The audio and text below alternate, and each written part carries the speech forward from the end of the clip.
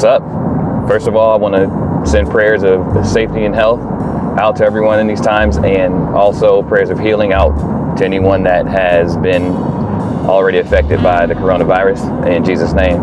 So what I really wanted to talk about was,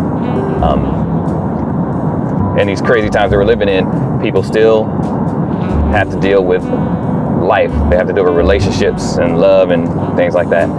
One thing that I know from experience is a lot of times when people are looking to get in relationships, they feel like this other person will complete me. It's like they're my other half. But really, relationships don't work like that. Not good ones anyways, not healthy relationships. Because even people that don't believe, they always talk about how the Bible says that two people become one, one flesh. And that is very true.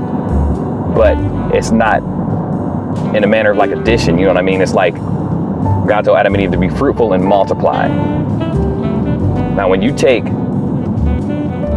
half a person and put them with another half a person, multiplication, that does not equal one person.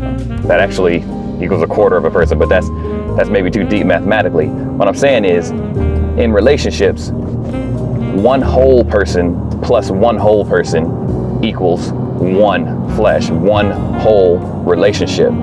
You can't get a whole relationship, a healthy relationship, with two half people. One person does not complete another person.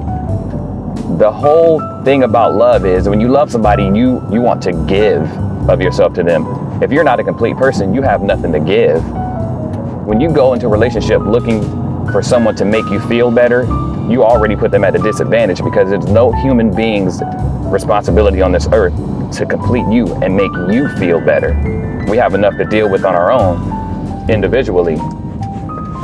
I remember when I first started dating my wife, I went through a personal thing where God was trying to make me a better person. And there was a period of time when God told me to not talk to her.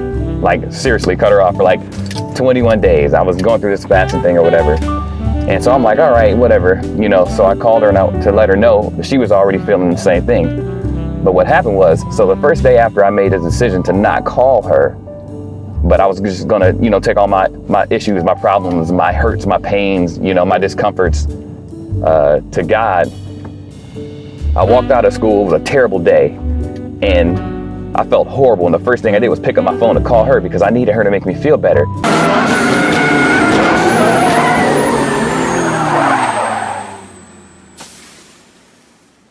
Oh crap, like, I put the responsibility of my joy and my peace and happiness on my fiance at the time, which was totally unfair, because she didn't have the ability to give me the fulfillment and the peace and the joy that I needed.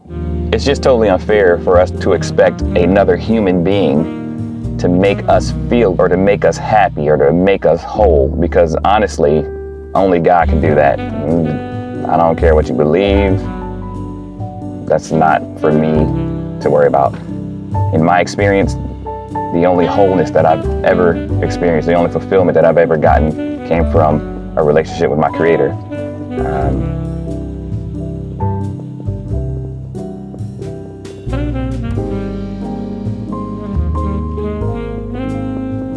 So, what that experience did for me before going into our marriage is it kind of put things into perspective, and it gave me the understanding that I'm not going into this marriage for her to complete me or for her to make me feel good. I'm going into this marriage to give to her out of the fullness that is in me. I'm complete, I'm whole, and I want to share my wholeness with her. If she, on the other side, is also in a place where she's bringing a whole person into the relationship, willing to give out of her fullness to me, then both sides are taken care of. No one goes lacking. When you come into a relationship looking for what the other person might be able to do for you, emotionally or spiritually, financially, or anything, usually one or both parties just end up lacking in some area. So my challenge to you is, you know, if you're single or if you're even dating, if you're currently in a relationship, you're not married, learn how to be satisfied and fulfilled and have joy by yourself. When this whole Corona thing, learn how to go out to breakfast by yourself, or maybe go get coffee by yourself, go to the movies by yourself. Because if you can't enjoy your own company, how do you expect someone else to? Anyways, I hope this video made sense. It was kind of like extemporaneous, if you will, off the cuff. But let me know how you feel about this. Chime in, whatever, leave comments, remarks, make another video. Let me know if you like it or you didn't like it. Not that I care, but it's just something to do. You're quarantined anyways. All right, much love. Peace.